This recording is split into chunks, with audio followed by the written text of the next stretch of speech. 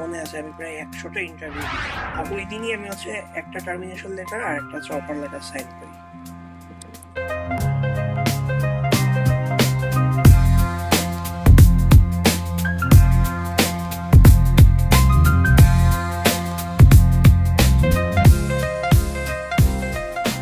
আসসালামু আলাইকুম, মানুষ পডকাস্টে আপনাদের স্বাগত। আজকে আমাদের অতিথি হচ্ছে মেহের ভাই। তো মেহের ভাইয়ের কাছে আমরা ওনার পরিচয় শুনবো এবং ওনার গল্প জানবো। মেহের ভাই, আসসালামু আলাইকুম, ভালো আছেন? ওয়ালাইকুম আসসালাম। জি ভাই, আলহামদুলিল্লাহ। আপনি কেমন আছেন? আলহামদুলিল্লাহ ভালো ভাই।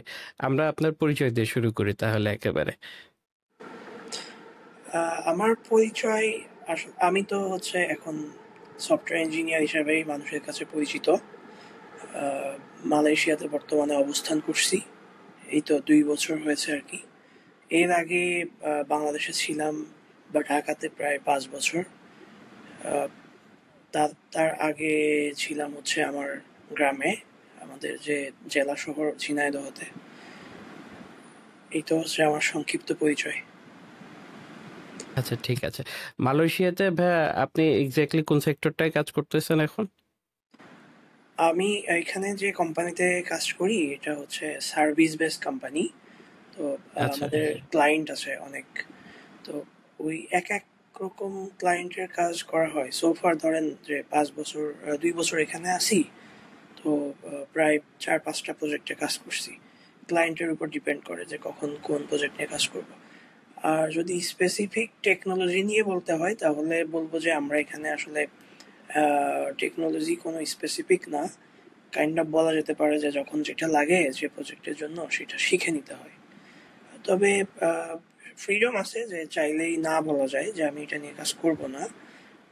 আগে থেকে জিজ্ঞাসা করে যে তোমার কি এরকম কোনো ইন্টারেস্ট আছে কিনা এই টেকনোলজি নিয়ে কাজ করার জন্য। সোফার আমি এখানে আসার পরে জাভা স্ক্রিপ্ট ফোকাসটি কাজ করি, নোট বেস টেকনোলজি নিয়ে। আর পাশাপাশি অন্য ল্যাঙ্গুয়েজ যদি লাগে যেমন রুবি নিয়েও কাজ করা হয়েছে। আচ্ছা। আহ, আহ, মানে আমাদের যারা শুনতেছেন তাদের উদ্দেশ্যে বলি যে আমি যখন মালয়েশিয়াতে ঘুরতে গেছিলাম মেহের ভাইয়ের সাথে আমার হ্যাঁ, দেখা হয়েছিল এবং দেখাটা বেশ কমপ্লিকেটেড, মানে ওনাকে অনেকক্ষণ দাঁড় করে রাখতে হয়েছে আমার। সরি ভাই। না না তারপরেও ভাই। যে দেখা হয়েছে খুবই ভালো লাগছে। তো ভাই, আপনি যেটা বলতেছিলেন এবং ওই সময় আপনার সাথে কিছুক্ষণ কথা হয়েছিল, আমার ধারণা একটা রেস্টুরেন্টে ফোর ফিঙ্গার চিকেন। আমি হ্যাঁ, এখনো জানি না ফোর ফিঙ্গার চিকেন কেন বলে, মানুষের হাতে পাঁচটা পাঁচটা আঙুল, ওরা 4 আঙুলের কথা কেন বলে? আমার মনে এটা হয় হয়তো কোনো মুরগির মনে হয় মুরগির বোধ মুরগি হয় চারটা হইতে পারে, পা। হতে পারে। তো চারটা। ফোর ফিঙ্গার চিকেনে বসে মেয়ের ভাইয়ের সাথে আমার কথা হচ্ছিল।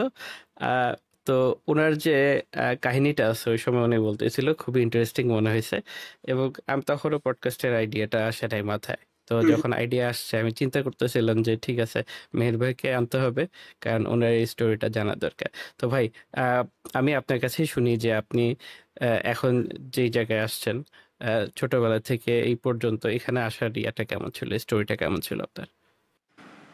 ওকে। আমি তো জন্ম হয়েছে আমার গ্রামে। তো আমাদের বাড়ি হচ্ছে ঝিনাইদহ জেলায়। ক্লাস এর এসএসসি পর্যন্ত আর কি আমরা ওখানেই ছিলাম। আমি এসএসসি পরে এসএসসি পর্যন্ত আমি জানতাম না যে আমি হচ্ছে সফটওয়্যার ইঞ্জিনিয়ার হব। আমি আসলে জানতামই না যে এটা কি। তো যখন এসএসসি পরীক্ষা দিই তখন আমার কম্পিউটার সম্পর্কে একটা খুব আগ্রহ জন্মায়। তখন তো ইন্টারনেটও খুব বেশি একটা প্রচলিত ছিল না গ্রামে। 2011-12 সালের কথা বলতেছি আমি। তো তখন আমার মনে আছে যে হ্যাঁ, আমি যখন তখন হচ্ছে গ্রামীণ ফোনের একটা ক্যাম্পেইন চলতো গ্রামে। আমাদের ওইদিকেও গেছিল আর কি। এটা হচ্ছে ইন্টারনেট উৎসব মনে হয় এরকম কিছু। তখন ওরা হচ্ছে গুগল যে সবকিছু আর কি এখন যেমন এআই সবকিছু জানে, তখন এই গুগল সার্চ করে ওই ওরা দেখাইতো যে এই যে দেখো ইন্টারনেট থাকলে গুগল সার্চ করা যায়। তো আমার বাড়ির পাশে হচ্ছে একটা বড় ডিগ্রি কলেজ আছে। তো ওইখানে হচ্ছে আমি ওই অনুষ্ঠানে অংশগ্রহণ করি। তখন থেকে আমার ইন্টারনেট সম্পর্কে কিছুটা জানা শুরু হয়। এরপরে সবাই তো একটা স্বপ্ন থাকে যে এসএসসি পরে কোথায় যাবে। তো আমি তখন ভাগ্যক্রমে ঝিনাইদহ পলিটেকনিকে চান্স পেয়ে যায় আর কি, কম্পিউটার ডিপার্টমেন্টে। তো ওই পর্যন্তই আসলে শেষ।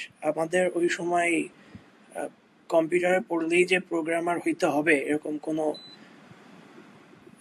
আমরা জানতাম না আসলে। তো ধরেন আচ্ছা আমাদের ডিপ্লোমা তো 4 বছরের। তো ওখানে আমাদের অনেক সাবজেক্ট পড়ছি আমরা, শুধু কম্পিউটার না, ইভেন আমরা মনে হয় ফাইন্যান্স বা যে কমার্স যেটা বলে এটাও করছি, কমার্সের মানে সাবজেক্ট। জেনারেল এডুকেশনও ছিল একটা, মানে সিলেবাসের বড় একটা পার্ট। আচ্ছা আর কাইন্ড অফ ধরেন যে সবাই সবকিছু নিয়ে পড়বে, তারপরে অ্যাট দ্য এন্ড যার যেটাতে ইন্টারেস্ট আছে চলে যাবে আর কি। কিন্তু কিছু থাকে না, মানে আমাদের কিছু ফ্রেন্ড দেখতাম যে ওরা বলতো যে আমরা বড় হয়ে ওয়েব ডেভেলপার হবো আর কি। তো ওয়েব ডেভেলপার হইতে হলে তো কি করতে হয়, এইচটিএমএল শিখতে হয় আর কি, এইচটিএমএল সিএসএস দিয়ে ওয়েবসাইট বানাতে হয়। তো আমারও তখন একটা আগ্রহ, কিন্তু আমার তো কম্পিউটার ছিল না। তখন আমি ভাবলাম তাইলে আমি একটা কাজ করি, ওই আমাদের জেলা শহরে আবার কম্পিউটারের দোকান আছে অনেক, যারা ওই যে ফটোকপি ফটোশপ বা টাইপিং করে আর কি। তো ওদের দোকানে আবার লোক লাগে মাঝে মাঝে, যে আমি জানতাম, কারণ আমি যখন ওই বিভিন্ন কাজে যেতাম ফটোকপির জন্য দেখতাম যে কাজ করতেছে। তো আর একটু বলে নিই, আমি যেহেতু পলিটেকনিকে পড়তাম, আমাদের আবার ওই যে first shift second shift class হয়। তো আমি পড়তাম ফার্স্ট শিফটে, তার মানে হচ্ছে আমাদের সকালে ক্লাস ক্লাস হতো হইতো ওই তো। 12টা পর্যন্ত, 1টা পর্যন্ত এরকম। তো আমি এরকম বিভিন্ন আচ্ছা দোকানে যে বলতাম যে ভাই আপনাদের কি লোক লাগবে, আমার কি নিবেন নাকি, আমি 6 ঘন্টা কাজ করব, দুপুর 2টা থেকে রাত 8টা পর্যন্ত। আমি একটা হিসাব করতাম যে 8টার দিকে বাসায় যে যদি পড়ি তাইলে মনে হয় মানে পড়াশোনাটা কন্টিনিউ করতে পারবো, সমস্যা হবে না, যেহেতু এখন কম্পিউটার নাই। তো একটা সময় কাজ পেয়েও যায় একটা দোকানে, কিন্তু ওই দোকানের কাজ বেশি ছিল হচ্ছে ফটোশপে, মানে ওই যে এখন ডিজিটাল যে মেশিনগুলো আছে, তখন ওনার দোকানে ছিল, প্রচুর কাস্টমার আসতো। তো ধরেন যে 2 ঘন্টা বোধহয় আমি বা 1 ঘন্টা সময় পেতাম কম্পিউটারে বসার। তো ভালোই ছিল। ওইখানে কম্পিউটার শিখছি, আর বিশেষ করে ফটোশপটা শিখছি আর টাইপিংটা নিজে থেকে শিখছি, তাও বিজয় না অভ্র দিয়ে।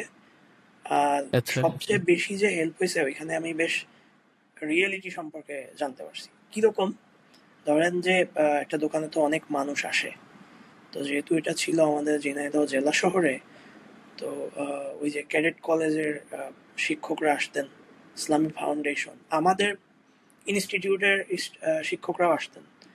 তো আমার একই সাথে 2টা কাজ হয় ওই সময়। যেমন ধরেন যে কিছু টাকা আসে, মানে আমার আর চিন্তা করতে হয় না, এই টাকা দিয়ে চলে যায়, পাশাপাশি কম্পিউটার স্কিল হয়, আর আমার হচ্ছে নেটওয়ার্কিংটা হয়, এবং অনেক মানুষের কাছ থেকে একটা জীবন ধরন সম্পর্কে শিখতে পারি। তো ওইখানে ছিলাম প্রায় 3 বছর ওই দোকানে। ওই দোকানে থাকার পরে আমার তো এট দ্য এন্ড ডিপ্লোমা শেষ হয়ে যায়। তো তখনও ওই আমাদের একটুকু মনে আছে যে আমাদের একটা স্যারও হচ্ছে মানে পার্সোনালি প্রোগ্রামিং শিখাইতো। প্রোগ্রামিং ঠিক বলবো না, তখন ওই যে টেবিল দিয়ে দিয়ে আপনার ওয়েবসাইট রেসপন্সিভ করতো আর কি, তখন আর বুট স্ট্র্যাপ ছিল আচ্ছা না। আচ্ছা। তো হ্যাঁ হ্যাঁ। ওইটা শিখাইতো। তো আর আমি শুধু আমাদের ক্লাসে ওই যে H1 H2 ট্যাগ গুলো শিখতে পারতাম আর কি। তো ওই দোকানে বসে বসে মনে আছে নোটপ্যাড দিয়ে এগুলো রান করতাম একটা HTML এ। তো একদিন ওই ইসলামী ফাউন্ডেশনের একজন স্যার আর কি, উনিও কম্পিউটার অপারেটর বলতে পারেন, বা উনি কম্পিউটার ডিপার্টমেন্টেই চাকরি করে ওই ইসলামী ফাউন্ডেশনে। উনি আমাকে বলতেছে তুমি তো চাইলে ওয়েব ডেভেলপার হইতে পারো। তো জিনিসটা খুব ইন্টারেস্টিং, মানে কয়েকবার শুনছি শুনছি লাগে। পরে আমাদের আর মনে হয় একটা সেমিস্টার বাকি, তখন আমরা ঢাকাতে চলে আসতে হয় আমাদের, মানে 8টা সেমিস্টার, তার মধ্যে 7টা হচ্ছে পলিটেকনিকে পড়াবে, আর একটা হচ্ছে ঢাকাতে বা যেখানেই যে আমাকে একটা ইন্টার্নশিপ করতে হবে ডিপ্লোমাতে। Industrial attachment correct. টাইপের। হুম। আচ্ছা তো আমি হচ্ছে আমাদের যে বড় ভাই, ইমিডিয়েট সিনিয়র, ওনাদেরকে বলতাম যে ভাই আমি তো এরকম ওয়েব ডেভেলপার হইতে চাই, তো কোন ট্রেনিং সেন্টারটা ভালো হবে আমি এসে শিখবো। তো একটা ভাই আমাকে বলল, উনি আবার ট্রেনিং সেন্টারেই ছিল, মানে ইনস্ট্রাক্টর হিসেবে ওই সময়, বা কাইন্ড অফ মার্কেটিং করতো আর কি, কারণ ওনারা হচ্ছে পলিটেকনিকে আসতো যে আমাদের ট্রেনিং সেন্টারে আসো, এসে ভর্তি হও, তোমরা ভালো শিখতে পারবে। কিন্তু ভাইয়ের নাম তো বলতেছি না। উনি আমাকে একদিন চিপায় ডেকে বলতেছে যে আসলে ট্রেনিং সেন্টারে এসে খুব বেশি লাভ হয় না, তো তুমি যেটা করতে পারো আগে ঢাকায় সেটেল হও, কোনো একটা কোম্পানিতে ইন্টার্নশিপে যাও, সেটা যেইটাই হোক, যদি মাথা গোজার একটা ঠাঁই হয় পরবর্তীতে কেরিয়ার শিফট করা যাবে। তো বললাম তাইলে দেখেন আপনি কোথায় আসবো, জায়গা টায়গা ঠিক করে দেন, কোম্পানি যদি পারেন ঠিক করে দেন। তো লাকিলি ধরেন যে তখন আরেকটা সিনিয়র বড় ভাই যে কোম্পানিতে জব করতো ওনাদের কোম্পানিতে, এবং আরও কয়েকটা কোম্পানিতে আমাদের প্রায় 6টা ফ্রেন্ডের ইন্টার্নশিপের ব্যবস্থা হয়, আমরা ট্রেনিং সেন্টারে যাই নাই। তো এই এই পর্যন্ত খুবই লম্বা কাহিনী, মানে আমার একটা ফেজ গেল লাইফের। তো এর মধ্যে আমি আবার একটা কম্পিউটারও কিনছি বাসা থেকে। তো কেনার পরে তখন আসলে কেনার পরে আর শেখা হয় নাই, কিন্তু আগ্রহ ছিল মনে মনে। তো যে কোম্পানিতে আমার ইন্টার্নশিপ হয়েছিল আর কি, এটা ছিল একটা হার্ডওয়্যার কোম্পানি। তো ধরেন যে এক্সেস কন্ট্রোল, তারপরে হচ্ছে সিসিটিভি ক্যামেরা ইনস্টলেশন, এগুলা নিয়েই মূলত ওই কোম্পানি কাজ করতো। এবং আমাদেরকে বিভিন্ন কোম্পানিতে যে মানে যেগুলো হচ্ছে কাইন্ড অফ ইন্ডাস্ট্রিয়াল কোম্পানি, যেখানে 100-200 কম্পিউটার আছে বা ওদের অ্যাক্সেস কন্ট্রোল লাগে, এখানে আমরা যাইতাম। ওই কম্পিউটারগুলো কিছু হইলে যেগুলো ওখানে সারা যায় সেরে আসতাম, যেগুলো ওয়ার্ক স্টেশনে নিয়ে আসতে হবে নিয়ে এসে তারপরে ঠিক করতাম। তো আমার মনে হইলো আমি আসলে খুব বেশি একটা ইন্টারেস্ট পাচ্ছি না, যদিও আমার হার্ডওয়্যার সম্পর্কে ওইখান থেকেই জানা আছে কোনটা হার্ডওয়্যার, কোনটা হার্ড ডিস্ক, কোনটা মাদারবোর্ড, এরকম। তো আমি আবার যেটা করতাম, ওই যে কম্পিউটার দোকানে থাকা অবস্থায় বিডি জবসের অ্যাকাউন্ট খুলে রাখছিলাম, সিবিটিভি নিয়ে কাজ করতাম। তো বাবা বলতো যে বায়োডাটা বানাও, কাজে লাগবে। পরে হচ্ছে আহ, একদিন অ্যাপ্লাই করতে করতে একটা কোম্পানিতে অ্যাপ্লাই করি, এটা হচ্ছে একটা সফটওয়্যার ফার্ম, আমার প্রথম company, Bangladesh software development BSD. এখানে আমি মার্কেটিং এক্সিকিউটিভ হিসাবে জব পাই, সেলস অ্যান্ড মার্কেটিং, আচ্ছা, মানে তো হচ্ছে সফটওয়্যার কোম্পানিতে কিন্তু আপনি জয়েন করছিলেন মার্কেটিং এক্সিকিউটিভ হিসেবে। জি, কারণ হচ্ছে আমার কিছু টাকাও দরকার ছিল এই মুহূর্তে, কারণ ঢাকাতে আসছি প্রায় 3 মাস হয়ে গেছে। ওই 3 মাস হার্ডওয়্যার কোম্পানিতে ইন্টার্নশিপ শেষ, তো ওরা তো টাকা দিত না। পরে ভাবলাম যে কিছু টাকাও তো দরকার, তো দেখি কোনো জব পাই কিনা। তো তখন আমি কাইন্ড অফ ব্লাইন্ড ছিলাম, মানে খুব বেশি যে চিন্তা ভাবনা করে অ্যাপ্লাই করছি তাও না। ধরেন বিডি জবসে যে অ্যাপ্লাই করছি, এখন যেমন অনেক কিছু পড়ে পড়ে করা হয়, তখন তো কিছু বুঝতাম না আর কি। পরে ওই কোম্পানিতে জব পাইলাম, খুব ফাটাফাটি একটা ইন্টারভিউ হইলো যে আপনি কি কাজ করতে পারবেন, বললাম হ্যাঁ করতে পারবো, কোনো সমস্যা নেই। তো কাজ করতে যে দেখলাম বাপরে বাপ, এটা তো বিশাল কঠিন কাজ। মানে আমাকে সফটওয়্যার বিক্রি করতে হবে, ওয়েবসাইট সফটওয়্যার বিভিন্ন কাস্টমারের কাছে, যে তাও আবার বলতে হবে যে আমি এরকম একটা সফটওয়্যার ফার্মে থেকে আসছি, আমরা বিক্রি করি, তোমাদের কার্ডটা দাও, আমাদের কার্ডটা রাখো, এরকম। তো এইটা 2-2.5 মাস করার পরে ভালোই সেল করতে পারলাম, কারণ ওরা আমাকে প্রমোশনও দিছিল ওই 2-2.5 মাস পরে। কিন্তু মানে দুই আমার, আড়াই মাসের মধ্যেই প্রমোশন পেয়ে গেছেন? হ্যাঁ ওরা বলছিল যে তো আমি প্রায় ওই সময় 2.5 লাখ টাকার মতো সেল করছি। কাইন্ড বাপরে! অফ আমাদের ব্যাচের মধ্যে ভালো ছিল, মানে ওই ব্যাচের যে মার্কেটিং টিমটা ছিল। তো আচ্ছা। ওরা আমাকে রাখতে চাচ্ছিল। তো এর মধ্যে আবার একটা ঘটনা ঘটে, এটা অনেকটা বাটারফ্লাই ইফেক্টের মতো। আমার একটা ফ্রেন্ড যে হচ্ছে অন্য ট্রেনিং সেন্টারে ওয়েব ডেভেলপমেন্ট শিখতো, ওকে আমার কোম্পানিতে আমি একটা ইন্টারভিউ অ্যারেঞ্জ করে দিছিলাম অ্যাজ এ ওয়েব ডেভেলপার। তো আমাদের যে সিইও এবং আমাদের তখন যে সিনিয়র ডেভেলপার ছিল মেহেদি হাসান শিশির ভাই, উনি এখন কানাডাতে থাকে। উনি ইন্টারভিউ নেওয়ার পর বলতেছে যে আমরা তোমাকে ইন্টার্নশিপ অফার করতে পারি, কারণ তুমি তো শিখছো 2-3 মাস হয়েছে কেবল, তো জব 3 মাস পরে তোমাকে স্যালারি দিতে পারবো। তো আমার মাথায় এটা কাজ করলো, তাইলে তো এটা আমিও নিতে পারি আর কি। তো আমি ওই সময় আমার কোম্পানিকে বললাম যে আমি আসলে মার্কেটিং আর করতে চাচ্ছি না, আমি তো নিজেও ডিপ্লোমা করছি কম্পিউটার সায়েন্সে, তো আপনারা যদি আমাকে একটু সুযোগ দেন খুবই ভালো হয়। যেহেতু আমার একটা ভালো রিলেশন ছিল ওই সময় ওই অপারেশন ম্যানেজার স্যারের সাথে, তো আতাউল করিম স্যার আমাকে হচ্ছে বললো ঠিক আছে। এটা অনেক বড় একটা ডিসিশন ছিল আমার, কারণ অনেক টার্মস অ্যান্ড কন্ডিশন ছিল ওই কোম্পানিতে আমাকে ইন্টার্নশিপ নেওয়ার জন্য। আমার ওই ফ্রেন্ডের মতো এতটা ইজি ছিল না আর কি, মানে যেহেতু ও কিছু জানতো কিন্তু আমি কিছুই জানতাম না ওয়েব ডেভেলপমেন্ট সম্পর্কে। আচ্ছা। তো আরেকটা এই জিনিসটা কঠিন হয় নাই ভাই? যেহেতু আপনি মানে মার্কেটিং এ ভালো করতেছিলেন, উহুম, সাধারণত কোম্পানিগুলা দেখা যায় যে কেউ কোনো জায়গায় ভালো করলে তাকে ট্র্যাক সুইচ করতে দিতে চায় না। তো ভাই মার্কেটিং এ ভালো করতেছে, একটা ভালো মার্কেটিং এর লোক পাইছি, আমি কেন তাকে ট্র্যাক সুইচ করাবো? এটা নিয়ে কোনো প্রবলেম হয় নাই তখন? প্রবলেম হয়েছে, হ্যাঁ। আমাকে বলছে তুমি একটু চিন্তা করে দেখো, ডেস্ক জব কিন্তু খুব বেশি একটা ইজি না। কিন্তু আমি মার্কেটিং করতে যখন বিভিন্ন অফিসে যাইতাম, আমার মনে হতো যে এই অফিসে তো আমার কাজ করার কথা, মানে আমার তো ভালো লাগতেছে না বাইরে। যেমন আমি হচ্ছে ঢাকাতেও নতুন ছিলাম, আর বাইরে বাইরে ঘুরে আমার জন্ডিসও হয় ওই সময়। তো আমি একটু ইমোশনালিও বলি যে দেখেন, আমি আর, যদি আমাকে সুযোগ না দেন হয়তো আমি আর কাজ করতেই পারবো না। তারপরেও ঢাকায় আসার প্রায়, পরে জন্ডিস হয়েছিল না? হ্যাঁ, ওই সময় আর কি, ওই তখন তো বুঝতাম না, বাইরের পানি টানি খাইতাম। ঢাকা ভাই সবাইকে জন্ডিস দিয়ে ওয়েলকাম করে। আমার মনে আছে আমি যখন ঢাকায় আসছিলাম পড়াশোনা করতে, 6 মাসের মাথায় জন্ডিস হয়ে গেছে। ঠিকই তো, আমারও তো অগাস্টে আসছিলাম, নভেম্বরের দিকে আমার জন্ডিস হয়, নভেম্বর ওইটাই, ডিসেম্বর। ওই ঢাকা সবাইকে ওয়েলকাম করে আর কি, জন্ডিস দিয়ে ওয়েলকাম করে। তো এটাই, এটা খুবই স্যাড কাহিনী, কারণ জন্ডিস হয়ে আমি, আমার চেহারার পুরা চেঞ্জ হয়ে গেছিল। তো বাবা বলতেছে যে আমাকে দেখতে এখন আমার ছোট ভাইয়ের থেকেও ছোট লাগে, বোঝা যায় না যে আমি বড়। তো এই তো এইসব নিয়ে, আর যেহেতু আমার একটা প্যাশন ছিল মনে মনে যে আমি এই সেক্টরে যাব, প্লাস ডেস্ক জবও আমাকে টানতো মার্কেটিং থেকে।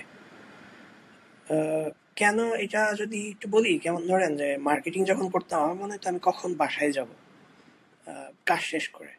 যেহেতু আমরা সকালে একবার অফিসে যাইতাম, তারপরে কাজটা শেষ করে আবার বাড়ি চলে যেতাম। তো রিপোর্ট দিতাম পরের দিন সকাল বিকালে বা সকালে। তো এই, যখন আমাকে ইন্টার্নশিপ দিল, তখন তো একে তো আমি আমার স্যালারি এখন আর পাই না, তখন যেটা পেতাম, পকেটে টাকা নাই। আচ্ছা। তারপরেও দেখা যায় আমি সকাল 8টায় পৌঁছাই বা 8:30টায়।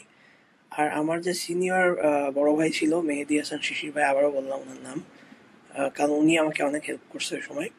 তো ভাইয়া একটু লেট করে আসতো, কারণ ভাইয়া হচ্ছে রাতে বের হইতো লেট করে, 10টার পরে বের হইতো, আসতো 12টার দিকে বা 11টার দিকে। তো ওই ভাইয়া যখন বের হইতো আমি ভাইয়ার সাথে বের হইতাম, কেউ থাকতো না, আমরা দুইজন বসে থাকতাম। তো এই পরিমাণ ইন্টারেস্ট কাজ করতো আমার। যদিও ওই সময়টা পুরাটা কাজে লাগাইতে পারি নাই, কারণ আমার ওই সময়টা পুরাটাই ছিল শেখার একটা টাইম। ধরেন যে আমার মনে আছে যে আমাকে 10টা পিএইচডি দিছিল, পিএইচডি থেকে আমাকে এইচটিএমএল কনভার্ট করতে হবে, পরে আবার ওইটাকে বুটস্ট্র্যাপ দিয়ে কি করতে হবে যে রেসপন্সিভ করতে হবে। তো এই আচ্ছা। হচ্ছে আমার ইন্টার্নশিপের কাহিনী, কেরিয়ারের শুরুটা হচ্ছে এখানে। তো ওখানে প্রায় 3 বছর পরে আমি পরে একটা ফুল টাইম জবে আবার ঢুকি অন্য কোম্পানিতে। আচ্ছা ভাই, এখান থেকে তাহলে আপনার মালয়েশিয়া যাওয়ার গল্পটা কেমন ছিল? আচ্ছা, এটা এটা হচ্ছে এখন পর্যন্ত সেকেন্ড ফেজ গেল, তারপর থার্ড ফেজ হচ্ছে মালয়েশিয়া পর্যন্ত হবে বোধহয়। তো আমি যখন ওই কোম্পানিতে ইন্টার্নশিপটা শুরু করি, তখন আমরা কাজ করতাম পিএইচপি স্ট্যাক নিয়ে, এবং খুবই পিএইচপি নিয়ে কাজ করতাম আমরা। কোনো ফ্রেমওয়ার্ক ওই সময় ছিল না, কাইন্ড অফ কাস্টম ফ্রেমওয়ার্ক ছিল, বা যে যেভাবে বানায় গেছে আর কি। তো আমরা আচ্ছা। যখন কাজ করতাম, তো টিমের মধ্যে আমরা প্রায় 3জন ছিলাম, বেশ দীর্ঘদিন কাজ করছি ওই টিমে। আমরা ডিসাইড করলাম যে আমরা কেন হচ্ছে একটা ফ্রেমওয়ার্ক অ্যাডপ্ট করতেছি না। কাইন্ড অফ ওই সময় তো 2017 সালের কথা বলতেছি আমি। তো তখন লারা, তো ফ্রেমওয়ার্ক গুলা বেশ ম্যাচিউর হয়ে হ্যাঁ, গেছে। ম্যাচিওর হয়ে গেছে, তারপরেও আমরা অনেক ব্যাকডেটেড ছিলাম। তো আমরা ভাবলাম যে আমরা তাইলে অ্যাটলিস্ট কোড ইগনাইটারটা তো অ্যাডাপ্ট করতে পারি। লারাবেল না হয় পরে করলাম, কিন্তু এরকম কোনো সুযোগ এভাবে ছিল না ওই সময়, 18 সালেও না। পরে যেটা করতাম আমি, আমার একটা ভাইয়ের সাথে কথা বলার পরে, যেহেতু আমি ওই সময় খালি ওয়েবসাইট ডাইনামিক করে বানাতাম, তো খুবই রিপিটেটিভ কাজ ছিল, একই জিনিস বানাচ্ছি বিভিন্ন ক্লায়েন্টের জন্য। এবং তখন আমার যেটা মনে হলো যে আমি যখন অফিসে থাকি তখন একটা ভালো এনভায়রনমেন্ট পাই কাজ শেখার জন্য, কিন্তু বাসায় আসলে রিপিটেটিভ কাজগুলো করতে ভালো সুবিধা হয়, শিখতে গেলে একটু কষ্ট হয়। মেসে থাকতাম সবার সাথে শেয়ার করে। তো আমি যেটা করতাম, আমি অফিসে বসে বসে কোডিগনেটর ফ্রেমওয়ার্কটা কিছুটা শিখতাম, আর বাসায় এসে কাজগুলো করে ফেলতাম যাতে টাইমটা কম লাগে এবং কাজটা ডেলিভারি দিতে পারি, কাজের প্রোডাক্টিভিটি যেন নষ্ট না হয়। আচ্ছা। এইভাবে তো ওই টার্মস অ্যান্ড কন্ডিশনও গেল শেষ হয়ে ওই কোম্পানিতে। তো একদিন আমি হচ্ছে মানে এই 2-3 বছরে আমার উপরে অনেক ফেড আপ ছিল আমার ফ্যামিলি ধরেন বা আমার আত্মীয় স্বজন, যে কি করতেছি আমি, এখনো কাইন্ড অফ এন্ট্রি লেভেলে আসি। ডিপ্লোমা শেষ হয়ে গেছে 2017 সালের দিকে, এখন 19 সাল। আমার বন্ধুরাও হচ্ছে ব্যাচেলর শুরু করে দিছে, আমি ইয়ার লস দিয়ে দিছি 2 বছর। তো পরে হচ্ছে আমাকে বললো যে তুমি এক কাজ করো, সরকারি চাকরির জন্য আবেদন করো, আমাদের জেলা জজ কোর্টে লোক নিচ্ছে। তা আমিও অনেকটা ভাবলাম আচ্ছা দিয়ে দেখি। মানে 2 বছর পরে আমিও কাইন্ড অফ মানে চাকরি পাচ্ছিলাম না, কারণ হচ্ছে আমি ওইভাবে কিছু পারতাম না। আমার মনে আছে আমি প্রায় 100টা ইন্টারভিউ দিছি ওই টাইমে, বিভিন্ন কোম্পানিতে, সফটওয়্যার ইঞ্জিনিয়ার হিসাবে ধরেন ফুল স্ট্যাক বা শুধু ব্যাকএন্ড এরকম। তো প্রতিটা 100টা ইন্টারভিউ দিচ্ছেন? হ্যাঁ, আমি আর আমার একটা হাই হাই। কলিগ এটা নিয়ে আলোচনা করতাম। মানে আমি হচ্ছে প্রচুর অ্যাপ্লাই করতাম এবং সিভি আপডেট করতে থাকতাম, এবং যেখানে যেখানে আমি ইন্টারভিউ দিতে গেছি সেগুলোর ফিডব্যাকটা লিখে রাখতাম যে কি হচ্ছে। যেমন ধরেন আমার খুব মনে আছে একটা জিনিস, যে আমি একবার একটা ইন্টারভিউ দিতে গেছি, তো আমাকে একটা কুয়েরি লিখতে দিছে। আমি ডেট ফরম্যাটটা লিখছি ধরেন আমরা রেগুলারলি যেভাবে ডেট লিখি এরকম, মানে কুয়েরি ডেট না। তো পরে আচ্ছা। হচ্ছে আমি আমার ভাইয়ের সাথে শেয়ার করলাম, তো উনি বলতেছে বুঝতে পারছেন তো আপনাকে কেন এত বেসিক কোশ্চেন দিছে। তো যেহেতু ওই সময় বয়সটাও কম ছিল, এই জন্য অনেকটা সময়ও লেগে গেছে। তো আনুমানিক ধরেন এরকম একটা ইন্টারভিউ পিরিয়ড পার করার পর এবং সরকারি চাকরিও ট্রাই করছি, যেমন পূবালী ব্যাংকে আমি সফটওয়্যার ইঞ্জিনিয়ার হিসাবে পরীক্ষা দিছি, ওখানেও রিজেক্ট খাইছি। তারপর অন্য অন্য কোম্পানি আমার নাম কয়েকটা মনে আছে, যেমন এসএসএল ওয়্যারলেস, তারপর হচ্ছে ব্রেন স্টেশন 23, তারপর হচ্ছে উইডেপসেও আমি রিজেক্ট খাইছিলাম আর কি। এরকম বড় বড় কোম্পানিতে প্লাস আরো অন্য অন্য যেগুলো অনেকে নামও কম জানে এরকম কোম্পানিতেও রিজেকশন আসছে। তো এর মধ্যে একটা কোম্পানিতে জব হয়ে যায়, ওই যে কোডিগনেটর শিখছিলাম ওইটা দিয়েই। ওখানে কোডিগনেটর নিয়ে কাজ করতো ওরা, তো ওদের ডেভেলপার চলে গেছে, এখন একজন ডেভেলপার লাগবে যে হচ্ছে কোডিগনেটর নিয়ে কাজ করতে পারে। এটা ছিল আমার সেকেন্ড জব। এই কোম্পানিতেও আমি প্রায় 3 বছর ছিলাম। তো এখানে একটা ইন্টারেস্টিং কাহিনী হচ্ছে যে আমরা খুবই একটা স্টাকেই কাজ করতাম, কোডিগনাইটারই কাজ করতাম। তো এইখানে থেকে আবার আমার হচ্ছে লারাবেল শেখার গল্পটা আসে, যে ওকে কোডিগনেটর নিয়ে তো অনেক দিন কাজ করলাম, তাইলে লারাবেল দিয়ে এখন একটু কিছু পেট প্রজেক্ট করি। কিন্তু লারাবেল দিয়ে কাজ করতে যে দেখা যাইতো যে আমি সেই কোডিগনেটরের মতোই করে ফেলতেছি কাইন্ড অফ, মানে ইউআইটা ওই সেই একই গদবাঁধা নিয়মে করতেছি, লারাবেলের কোনো জিনিস অ্যাডভান্স জিনিস ইউজ করতেছি না। তো এর মধ্যে একদিন 2020-এর দিকে ওই যে আহমেদ শামীম হাসান শাওন ভাইয়ের একটা পোস্ট দেখলাম ফেসবুকে, সেটা হচ্ছে পিএইচপি গ্রুমিং ব্যাচ চালু করছিল উনি 2020-এর দিকে। তো ভাইয়ের সাথে যখন আচ্ছা। আমি ওই ব্যাচে জয়েন করি, তো উনি আমার ওনার সাথে আমি শেয়ার করতাম যে অ্যাজ এ মেন্টর হিসাবে উনি ওই সময় আমার খুব হেল্প করছে, যে ভাই আমি হচ্ছে কিভাবে কি করি বলেন তো, এইরকম আমি এটা নিয়ে কাজ করি, আমাদের হচ্ছে এরকম স্ট্রাকচার, আমার মনে হয় যে আমার একটু চেঞ্জ দরকার। উনি বলতেছে আপনি এক কাজ করেন, আপনি তো এখন এখানে একা একা সম্ভব হচ্ছে না, তো আপনি দেখেন অন্য একটা ভালো অর্গানাইজেশনে যাইতে পারেন কিনা। তো সেই থেকেই চেষ্টা করতাম যে কোথায় যাওয়া যায়। সেই সময় আবার দেখলাম যে সুমন মোল্লা সেলিম ভাই আবার জার্মানিতে চলে আসছে। আহ, তো একটু অনুপ্রাণিত হইতাম, তাইলে তো আমাদেরও পসিবল বাইরের দেশে জব পাওয়া।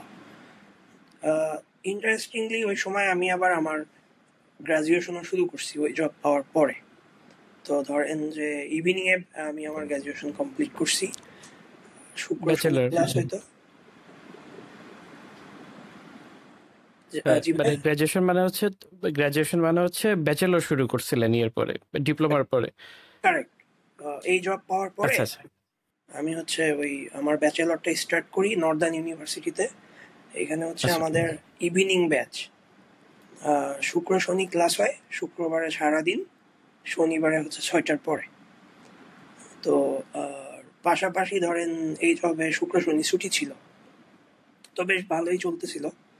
এখন একটা ডিসেন্ট ইনকামও হয়, আবার ব্যাচেলর শেষ হয়ে যাচ্ছে, 3 বছরের কোর্স, পাশাপাশি ধরেন যে জবও চলতেছে ভালো। এইভাবে ওখানে যাচ্ছিল। এর মধ্যে তো বিয়েও করে ফেললাম 2020-এ। তারপর হচ্ছে 21-এর শেষের দিকে আমার মেয়ে হইল। তো এই কোম্পানিতে আলহামদুলিল্লাহ। আমার হচ্ছে মানে মোটামুটি বলতে পারেন যে সবকিছু একসাথে আসছে এই কোম্পানিতে আসার পরে। যেমন আগের কোম্পানিতে তো একটা লার্নিং পিরিয়ডে ছিলাম, এখানে আসার পর ব্যাচেলর, তারপর হচ্ছে ব্যাচেলর থেকে ম্যারিড, তারপর হচ্ছে বাবা হইলাম। এরপর ব্যাচেলর যখন শেষ হয়ে যাবে এরকম টাইমে আমার মনে আছে যে লিঙ্কডইন থেকে তখন হচ্ছে আমাকে একটা কোম্পানি নক করে, ওই আপনার হচ্ছে উইপ্রো। উইপ্রো উইপ্রো মানে হচ্ছে আপনার বিপিও কোম্পানি, কারেক্ট। মানে রাইট? এটা হচ্ছে আপনি তো জানেন যে ওরা পেরোল আলাদা, এবং বিভিন্ন প্রজেক্ট আছে বাংলাদেশে। কাইন্ড অফ হচ্ছে প্রাইমারি ক্লায়েন্ট হচ্ছে গ্রামীণ ফোন। বুঝতে পারছি। মানে আমি ফুল স্টোরিটা খুব সম্ভবত একবারে টোটালি বলতে পারবো না, কিন্তু আমি যতটুকু আর কি জানি, গ্রামীণ ফোনের একসময় জিপিআইটি ছিল, এরপর ওইটা অ্যাক্সেঞ্চারকে সেল করে দিল। এরপরে অ্যাক্সেঞ্চার যখন বন্ধ করে দিয়ে গেছে, তখন ওই ওই জায়গাটা আমি উইপ্রো জয়েন চলে করছি। আসছিল। হ্যাঁ। এক্সেঞ্চারের পরেই ঠিক আমি হচ্ছে আসলাম 2022-এ। 22-এর হচ্ছে আচ্ছা। আপনার ফেব্রুয়ারির শেষে মার্চে জয়েন করলাম আর কি। উইপ্রো তো তো মাল্টি ন্যাশনাল না? জি, মাল্টি ন্যাশনাল। তো আমি তো অনেক হ্যাপি ছিলাম, ওয়াও, একটা বড় কোম্পানি যেখানে প্রায় 50-60 হাজারের মতো মানুষ কাজ করে, যদি আমি ভুল না বলি, ওদের ওয়েবসাইটে দেখছিলাম আর কি। হ্যাঁ, তো ওরকমই। পরে বুঝলাম যে ওরা তো আমাকে বলেই নিছে যে এটা হচ্ছে পেরোলটা থার্ড পার্টি একটা কোম্পানি মেনটেন করবে। এটা ছিল আপনার ল্যান্ডসফট, ইন্দোনেশিয়ান মেবি, ইন্ডিয়াতে ওদের ব্রাঞ্চ ছিল। আর উইপ্রো আসলে নামে, উইপ্রো মানে অনেক ভেজাল ছিল আর কি ওইখানে। ধরেন প্রথমে হচ্ছে গ্রামীণ ফোন থেকে উইপ্রো, উইপ্রো থেকে আরেকটা। তো আমি 3 নাম্বার কোম্পানি হয়ে কাজ করতাম, বাট কাজ করতাম গ্রামীণ ফোনের প্রজেক্টে। তো বুঝতে পারছি। এইখানে জয়েন করার পরে ধরেন মার্চে জয়েন করলাম, এপ্রিলেই শুনলাম যে আমাদের প্রজেক্ট হল্ট হয়ে গেছে। তো প্রজেক্ট হল্ট হয়ে গেছে মানে হচ্ছে চাকরি থাকবে না, বোঝা যাচ্ছিল পুরো টিমটারই। তো আমি যেটা করলাম, তাইলে তো এখন তো বসে থাকার কোনো মানেই হয় না ঢাকাতে, কোনো কাজ নাই মেইনলি। তো আমি হচ্ছে ফুল ফ্যামিলি সহ বাড়িতে চলে যাই। তখন আমার মেয়ে হচ্ছে বাড়িতে, এর আগে ওইভাবে থাকে নাই। তো ওদেরকে নিয়ে বাসা ইন্টারনেট বলে গেলাম যে আমি আর আসার আগে কল দিব, তখন আবার চালু করে দিও। স্যাম অনলাইন মনে হয় চালাইতাম ওই সময়। পরে হচ্ছে বাড়িতে যে আমি একটা কাজ করলাম সেটা হচ্ছে যে বাইক চালানো শুরু করলাম, শেখা শুরু করলাম, কারণ পারতাম না। সেকেন্ডলি হচ্ছে আমি হচ্ছে কোরআন পড়তে পারতাম ছোটবেলায়, কিন্তু তখন হচ্ছে শুদ্ধ করে পড়া শিখলাম আবার।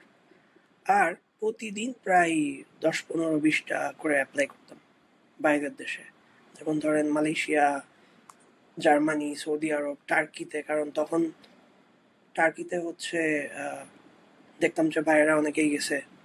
এরপরে হচ্ছে দেশেও করতাম, যেগুলো রিমোট। কারণ খুব ভালো লাগতেছিল যে আরে বা গ্রামে থেকে কাজ করা যাবে। মানে এখানে তো ইলেকট্রিসিটিও ভালো থাকে এখন, আবার আমি বাড়িতে যে ওয়াইফাইও নিয়ে নিছি, কোনো সমস্যা বোধহয় হবে না। কিন্তু জব হইল হচ্ছে মালয়েশিয়াতে, এখানে এখন যেখানে আছি। তো সবচেয়ে মজার টার্নিং পয়েন্টটা বা আমার ইন্টারেস্টিং কাহিনী হচ্ছে এখানে। সেটা হচ্ছে যে আমার যেদিন উইপ্রোর সাথে কন্ট্রাক্ট শেষ হয় আর কি, ওরা বলে যে আজকে একটা টার্মিনেশন লেটার পাঠাবো, একটু সাইন করে আমাদেরকে পাঠাই দিবেন। আর ওই দিনই আমি হচ্ছে একটা টার্মিনেশন লেটার আর একটা হচ্ছে অফার লেটার সাইন করি। তো মাশাআল্লাহ, একবারে ওই সেম ডেটে। সেম টাইমেই আমার আমার মনে আছে যে আমি হচ্ছে আমাদের গ্রামের বাজারে যেয়ে দুইটা অফার লেটার প্রিন্ট করে দুইটা লেটার প্রিন্ট করে সাইন করে সেটা আবার স্ক্যান করে দেন পাঠাই দিছি 2 জায়গায়। তো পরে আবার ঢাকায় ব্যাক করতে হইলো, কারণ ততদিনে দেখলাম যে না, আবার লোডশেডিং শুরু হয়েছে। কারণ তখন মনে হয় রোজা ছিল আর একটু শীতের ভাব ছিল বোধ হয়। পরে গরম শুরু হওয়ার পরে আর কারেন্ট থাকে না। পরে আবার ঢাকায় ব্যাক করলাম এবং খুবই একটা কনফিউশনের মধ্যে ছিলাম। যেমন ধরেন যে মালয়েশিয়ায় যাওয়া হয়েছে এবং ওরা ভিসা দিবে, চলে যেতে হবে, এটা আসলে প্রথমে একটু বিশ্বাস করতে কষ্ট হইতো। বাড়ি থেকে ওইভাবে বলতো যে আচ্ছা দেখা যাক। আবার ফ্যামিলিতেও ধরেন বাচ্চা ছোট, তো সবাই মিলে বলতাম যে আচ্ছা ঠিক আছে, আগে তাহলে কিছুদিন জব করতে থাকি। ওদেরকে বললাম যে আপনারা হচ্ছে আমার ভিসা প্রসেসিং শুরু করেন, কারণ আমার যে ডকুমেন্টস সব প্রসেসিং করতে অনেক সময় লাগবে, কারণ আমি শুধু প্রতি রবিবারের দিন হচ্ছে ডকুমেন্টস পিছনে সময় দিতে পারবো। কারণ হচ্ছে আমরা যারা সাউথ এশিয়ার থেকে মালয়েশিয়াতে মুভ করতে চাই, আমাদের পেপারস নিয়ে অনেক ভেজাল করা লাগে। ধরেন আপনি বোধহয় জানেন যে সব সার্টিফিকেট সেই নিজস্ব শিক্ষা বোর্ড থেকে সিগনেচার করে নিয়ে আসতে হয়, অ্যাটেস্টেড করে আনতে হয়। অ্যাটেস্টেড করতে হয়, হ্যাঁ। হ্যাঁ, তারপরে ম্যারেজ আবার ওই যে হুম কর্মসংস্থান মন্ত্রণালয় না কই জানি গিয়ে একটা সারাদিন নষ্ট হয় মনে হয়। অনেকগুলা। আপনার হচ্ছে ধরেন আমি তো এসএসসি পর্যন্ত পড়াশোনা করছি মাদ্রাসায়, তো এটা ছিল মাদ্রাসা বোর্ড। আবার ডিপ্লোমা করছি, এটা ছিল কারিগরি বোর্ড। আর হচ্ছে ব্যাচেলর করছি প্রাইভেট ইউনিভার্সিটি থেকে। তো আমার 3টা বোর্ডে যাওয়া লাগছে। এবং প্রাইভেট ইউনিভার্সিটির জন্য কি ইউজিসিতে যাইতে হয়েছিল? প্রাইভেট ইউনিভার্সিটির জন্য হ্যাঁ, ভার্সিটিতে যাইতে হয়েছে। ভার্সিটি আচ্ছা, থেকে পরে হচ্ছে ইসে যাইতে হয়েছে আপনার ওই সার্টিফিকেটের জন্য আপনার হচ্ছে ল মিনিস্ট্রি আর হচ্ছে foreign ministry, not law actually, আমার মনে হয় যে এডুকেশন বোর্ড, হ্যাঁ, শিক্ষা মন্ত্রণালয় আর হচ্ছে পররাষ্ট্র মন্ত্রণালয়, এই দুইটাতে। ঘুষ দিতে হয় নাই? ওইখানে 2টা ওয়ে আছে। একটা হচ্ছে আপনি চাইলে নিজে করতে পারবেন, এটা হইতেও পারে নাও পারে। আর একটা হচ্ছে রানার হায়ার করতে হবে। তো কিছু করার নাই, কারণ আমার তো ফুল টাইম জব, তাও আবার রিমোট জব তখন। তো পরে করছি আর কি, অনেকগুলো টাকাও গেছে প্লাস সময়ও গেছে অনেকদিন। ইন্টারেস্টিং ব্যাপার হচ্ছে তখন আমার থিসিস চলে ওই ভার্সিটি। ব্যাচেলারের হ্যাঁ, থিসিস correct। লাস্টের দিকে। আচ্ছা, তো আমার এই অফিস থেকে বলে তোমার ব্যাচেলার সার্টিফিকেটটা কই। আমি তো ডিপ্লোমা পর্যন্ত দিছি। তাই আমি ওদের বললাম যে আমার সার্টিফিকেট এখনো বের হয় নাই, আমি হচ্ছে পরে দিব। তো এখন তুমি চাইলে ওয়েট করতে পারো, অথবা হচ্ছে আমি আসার সময় নিয়ে আসবো। তো ওরা বলতেছে ঠিক আছে, সমস্যা নেই, তাহলে ডিপ্লোমা দিয়েই চালাই দিই। তাহলে যদি হয় তাহলে দাও, নো প্রবলেম। তো আমি ডিপ্লোমা দিয়ে আসছি এখানে, কারণ আমি আসার কিছুদিন আগে, 10-15 দিন আগে আমার সার্টিফিকেটটা পাই হাতে, ব্যাচেলরের। ওই থিসিস পেপার সাইন করলো আমাদের ডিপার্টমেন্ট হেড স্যার, ধরেন ডিসেম্বরের দিকে। আচ্ছা। ইয়াতে মালয়েশিয়াতে আপনার ভিসার কি মাল্টিপল ক্যাটাগরি আছে না? ওই হ্যাঁ, আমি এটা অবশ্য জানি না, যে সিঙ্গাপুরে আমি দেখছি যে একটা মনে হয় এসপাস আর একটা ইপি। তো মালয়েশিয়া কি ওরকম আছে নাকি একটাই ক্যাটাগরি ভিসার? আমাদের হচ্ছে সবই ইপি, যারা প্রফেশনাল বিষয় আছে। কিন্তু আচ্ছা, ইপির আবার ক্যাটাগরি আছে, ক্যাটাগরি 1, 2 আর 3। তো ধরেন হচ্ছে যারা 1 তারা হচ্ছে খুব হাই পেইং, আর 2 হচ্ছে মাঝামাঝি, 3 আর একটু লো। আলাদা আলাদা স্যালারি রেঞ্জ। আচ্ছা। এমনিতে তাহলে টোটাল কতদিন লাগলো এই ভিসা প্রসেস করতে? 7 মান্থ ওরে লাগছে। আল্লাহ, সর্বনাশ! 7 মান্থ! ভালো হয়েছে, মাঝখানে আমার ব্যাচেলর শেষ হয়ে গেছে। ও, কিন্তু ওই কাগজটা তো কাজে লাগে নাই মনে হয়, ওটা তো দিতে হয় নাই না? মানে না অ্যাটলিস্ট ওই ভিসা প্রসেসিং এর? হ্যাঁ, এটা একটা মজার ব্যাপার। মানে ভিসা যে প্রসেসিং হয়েছে তার একটা বড় রিজন হচ্ছে সাউথ ইস্ট এশিয়ার এই রেঞ্জে, মানে এই এরিয়াতে, যেমন সিঙ্গাপুর মালয়েশিয়াতে ডিপ্লোমার আবার আলাদা একটা ভ্যালু আছে। তো এই হ্যাঁ, কারণে মানে আমার আর ব্যাচেলর লাগে না। সিঙ্গাপুর মালয়েশিয়া ওরা খুব কারিগরি শিক্ষার উপর অনেক জোর দেয়। আর কারেক্ট। এমনি তো ভাই, মানে এটা হয়তো হইতে পারে আমার পার্সোনাল অপিনিয়ন, বাট আমি অনেকের সাথে কথা বলছি যে আসলে কারিগরি শিক্ষা বোর্ডে বাংলাদেশে ইভেন কম্পিউটার সায়েন্সেও যে পরিমাণ হ্যান্ডস অন জিনিসপত্র করে, ওই হুম পরিমাণ হ্যান্ডস অন জিনিসপত্র ব্যাচেলরে করে না। আপনি তো ব্যাচেলর তারপরে ডিপ্লোমা হুম দুইটাই করছেন, হুম প্র্যাকটিক্যাল কাজ কোথায় বেশি করাইছে? ডিপ্লোমাতে। এটাই আমার ওইটাই মনে হয়েছে। আরেকটা জিনিস ভাই, যেটা আহ, মানে আপনার এই ডিসকাশনে আমার মনে হইলো যে আহ, এই যে ভিসার কমপ্লেক্সিটিটা, এটা মনে হয় অনেকটা আমাদের মানে নিজেদের বাংলাদেশিদের একটা ইয়ে আর কি, আহ, আমাদের কৃতকর্মের ফল আর কি। কারেক্ট। কয়েকদিন আগে আমি দেখতেছিলাম যে বাংলাদেশ থেকে 33 জন মানুষ গেছে মালয়েশিয়ায়, আমার এক্সাক্ট নিউজটা মনে নাই। ওরা সবাই জার্সি পরে গেছে। মানে ক্রিকেটার। আপনিও দেখছেন তাই? না, এটা এটা নিয়ে মানে আমরা আলোচনা করি। ওই যে আমাদের যে ইন্টারনাল সফটওয়্যার ইঞ্জিনিয়ার বা আইটি গ্রুপ আছে, যেটা কমিউনিটি মালয়েশিয়াতে, আমরা চিন্তা করি কবে না আমাদের হচ্ছে ভিসা দিয়া বন্ধ করে দেয়। ফেক ক্রিকেট টিম বানায় নিয়ে গেছে, ওইটা দেখে আমার এত হাসি পাইছে এবং এত কষ্ট লাগছে যে মালয়েশিয়াতে মানে এটা খুব কমন জিনিস যে যারা ট্যুরিস্ট ভিসাতেও যায় অনেকে হচ্ছে আপনার ফিরায় দেয়, মালয়েশিয়া ঢুকতে দেয় না, এন্ট্রি ডিনাই করা খুবই খুবই কমন একটা জিনিস। আর এটার পিছনে আসলে রেসপন্সিবিলিটি তো আমাদের। কারেক্ট। না, অবশ্যই আমাদের, কারণ এই জন্যই তো আমাদের সার্টিফিকেট এত কিছু করা লাগে, বা হ্যাঁ, 3টা স্টেপে ভেরিফিকেশন লাগে। যেমন ধরেন যে ওই যে বললাম, পররাষ্ট্র মন্ত্রণালয়, শিক্ষা মন্ত্রণালয়, এরপরে আবার Bangladesh high commission, Malaysia high commission in Bangladesh. আচ্ছা, সো মালয়েশিয়ান হাই কমিশনও আগে ডকুমেন্ট পাঠাইতে হয়, ওরা ভেরিফাই করে দেয়, রাইট? 3 জায়গায়। 2টা স্টেপ আগে, আগে হচ্ছে মন্ত্রণালয়, আচ্ছা, এরপর হচ্ছে মালয়েশিয়া আচ্ছা, হাই কমিশন। এরপরেও হয় নাই আমার। এরপরে হচ্ছে ওইটা আমাকে পাঠানো লাগছে মালয়েশিয়াতে কুরিয়ার করে। অ্যাটেস্টেড ডকুমেন্টগুলো। হ্যাঁ, হার্ড কপি, সফট কপিতে হয় নাই। পরে আর ও কি পরে হচ্ছে ভিসা হয়েছে। যাক, হোপফুলি কোনো একদিন হয়তো বিষয়টা ইজি হবে। হ্যাঁ হ্যাঁ, ঠিক হবে ইনশাল্লাহ, আশা করি আর কি। তো অবশেষে তো সেই কাঙ্ক্ষিত ভিসা চলে আসলো। আহ, আমার মনে আছে যে আমি যখন 2016 সালের অগাস্ট মাসে ঢাকায় আসি, তখন আমার কাছে ছিল ধরেন একটা ব্যাগ আর টি শার্ট পরে আসছি, ভেতরে কিছু কাপড় চোপড়, একটা বালিশ বোধহয় ছিল, আর একটা ল্যাপটপ। আর যখন হচ্ছে মালয়েশিয়া আসবো, চলে আসার আগে আমি ট্রাকে করে জিনিসপত্র নিয়ে গেছিলাম, যেহেতু ফুল ফ্যামিলি ট্যামিলি ছিল আর কি বাসা এখানে। তো পরে ফুল ট্রাক ট্রাক লোড করে বাসায় গেছি।